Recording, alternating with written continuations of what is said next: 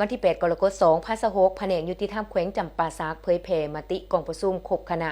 ครั้งที่ 3 ของคณะบริหารงานศูนย์กลางภาคสมัยที่ 12 พร้อมทั้งประดับเรียนการละนึก50 ปี วันสถาปนาสาธารณรัฐประชาธิปไตยประชาชนลาวให้แก่พนักงานราชการกองประชุมจัดขึ้นอยู่ที่แผนกดังกล่าวโดยการเป็นประธานของทานสอนสวรรค์ศรีวิไลกรรมการภาคแขวงหัวหน้าแผนกยุติธรรมแขวงมีคณะภาคคณะแผนกคณะนำห้องการปฏิบัติคำตัดสินของศาลประจำแขวงพนักงานอาวุโสบำนาญสมาชิกภาคพนักงานราชการภายในแผนกยุติธรรมแขวงและห้องการปฏิบัติคำตัดสินของศาลประจำแขวงเขาห่วมในพิธีทานสอนสวรรค์ศรีวิไลกรรมการภาคแขวงหัวหน้าแผนกยุติธรรมแขวงได้ให้เกียรติเผยแผ่มติกองประชุมครบคณะครั้งที่ 3 ของคณะบริหารงานศูนย์กลางภาคสมัยที่ 12 โดยยกให้เห็นเนื้อในสำคัญต้นโตของกองประชุมโดยเฉพาะการตีราคาสภาพการพันขยายและจะตั้งปฏิบัติมติกองประชุมใหญ่ครั้งที่ 12 ของพรรคและตีราคาต่อการนำภาษีนำของกรมการเมืองและคณะเลขาธิการศูนย์กลางพรรคตีราคาการจัดตั้งปฏิบัติแผนพัฒนาเศรษฐกิจสังคมแผนงบประมาณแผนเงินตรา6 เดือนต้นปีและทิศทางแผนการ6 เดือนถ่ายปี2026ตีราคาเวียกงานก่อสร้างหากฐานการเมืองเวียกงานพัฒนาชนบทแก้ไขความทุกข์ยากเวียกงาน3สางพร้อมนี้ก็ได้ออกห่างมติว่าด้วยการเพิ่มทวีป้องกันสกัดกั้นต้านและแก้ไขพยาธิอาชญาซิดการต้านโซลาดบังหลวงปรากฏการณ์ย่อท้อและการฟุ่มเฟือยในกงจักการจัดตั้งและในสังคมสืบต่อนำพาสีนำเวียกงานจุดสุมของคณะบริหารงานศูนย์กลางภาคใน6 เดือนถ่ายปี2026ให้ได้รับการจัดตั้งปฏิบัติตามแผนการที่วางไว้และมีประสิทธิผลสูง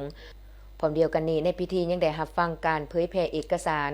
วันเกิดของทานเจเกวาฮาครบรอบ98 ปีวันที่14 มิถุนายนปี1928หาวันที่14 มิถุนายน2026โดยยกให้เห็นชีวิตการเคลื่อนไหวผลงานคุณงามความดีของทานเจเกวาฮาท่านก็แม่นนักก่อสร้างสังคมนิยมแม่นนักทฤษฎีสงครามกองหลอนนักทฤษฎีปฏิวัติเป็นผู้ที่เอาชีวิตของตนผูกมัดไว้กับการต่อสู้ของหลายๆประเทศเพื่อทำลายศัตรูโตหายกาจของชาวโลกสิ่งดังกล่าวแสดงให้เห็นถึงจิตใจสากลกรรมศีพอันสูงส่งของเพิ่นในกองประชุมยังได้ผ่านรัฐดำรัสของประธานประเทศเลขที่317/ปปทลงวันที่1 ธันวาคม 2025ว่าด้วยการประดับเรียนการละนึก50 ปีวันสถาปนาสปปลาวครบรอบ50 ปีวันที่2 ธันวาคม ปี1975 2 ธันวาคม 2025ให้แก่พนักงานราชการทางประจำการและพนักงานบำนาญนักธุรกิจผู้ประกอบการภายในแขวงจำปาสักรวมทั้งหมด 18,377 ฐานยิ่ง 4,826 ฐานในนั้นพนักงานราชการแผนกยุติธรรมแขวงมีทั้งหมด13 ฐานยิ่ง 6 ฐานพนักงานราชการบำนาญ4 ฐานยิ่ง 1 ฐาน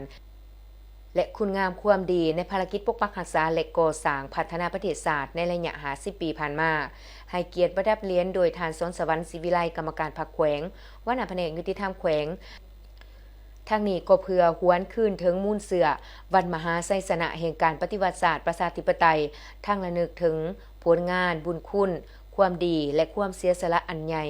ของบรรดาผู้นำนักรบปฏิวัติวิลาชนสมาชิกพรรคพนักงานตลอดหอดประชาชนบรรดาเผ่าที่ได้อุทิศชีวิตเลือดเนื้อให้แก่ภารกิจต่อสู้กู้ชาติอย่างพิละอาจหาญ